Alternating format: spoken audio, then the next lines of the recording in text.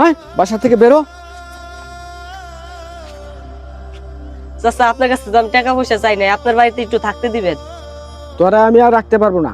তোর বাপ মা আমার কাছে হালাইত হয়ে গেছিল গা, এতটুকু আমি মানুষ করেছি, তুই চলে যা। চাচা আমি কি অপরাধ করছি আমার বাড়িতে বাই করে দিলেন? তোর কোনো অপরাধ নাই, আমি আর জায়গা দিতে পারবো না। তোর যেদিক মন চায় সেদিক চলে যা।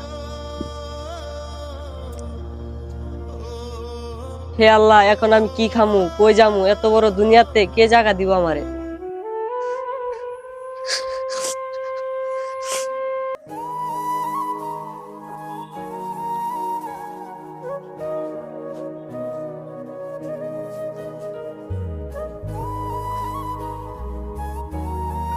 ছোট ভাই, তোমার নাম কি? এই জায়গায় বইয়া কান্তাছো কে? ভাই আমার চাচা বাড়িতে বাই করে দিছে, এত বড় দুনিয়াতে আমি কই যামু? এর লাগি আমি এখানে বইসা রইছি। এত বড় দুনিয়াতে তোমার থাকার জায়গার অভাব হইব না। তুমি আমার কাছে থাকবা। আপনার কাছে থাকবো, আপনি আমার কি হিসাবে রাখবেন? আমার একটা দোকান আছে, আমার দোকানে থাকবা, 5,000 টাকা বেতন পাইবা। সত্যি আমার কাজ দিবেন? হ্যাঁ, আমি কাজের ছেলে একটা খুঁজতাছি। আমার দোকানে কাজ করবা, বেতনও পাবা, খাবারও দিমু, কিন্তু চুরি করলে কঠিন শাস্তি আছে। ভাই এটা আপনি কথা কইলেন 5,000 টাকা বেতন দিবেন, আমি আবার চুরি করবো কিসের লাগিয়া? তাহলে তুই দোকানে যাবো, আমি একটু বাসাতে আই।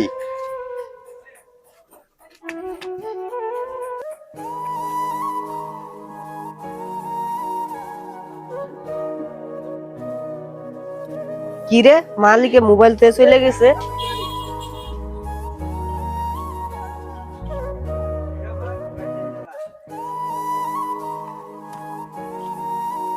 মালিক তো নাই, একটু প্রস্তাব করে আসি।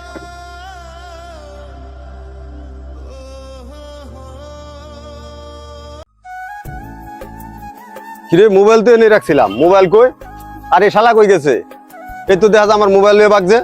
শালার পুত্রে বালা বুঝা কাজ দিলাম, কইলো আর দুনিয়াতে কেউ নাই, আর ওই আমার মোবাইল চুরি করে লইয়া বাগছে।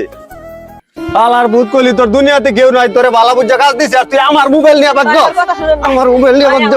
বাইস্তা তোমার লেখাপড়া কত দূর? কাকা লেখাপড়া তো শেষ করছি, এখন একটা চাকরি খুঁজতেছি। ও চাকরি খুঁজতাছো? হ্যাঁ, কাকা। দাঁড়াও, দেখো তো। এই ইমরান ভাই নাই কইরা কাজ জানি মারতাছে। চলো তো দেখি। আমার মোবাইল নিয়ে পলাইবি না? কই দিবি মোবাইল নিয়ে? কই দিবি? দাঁড়ান।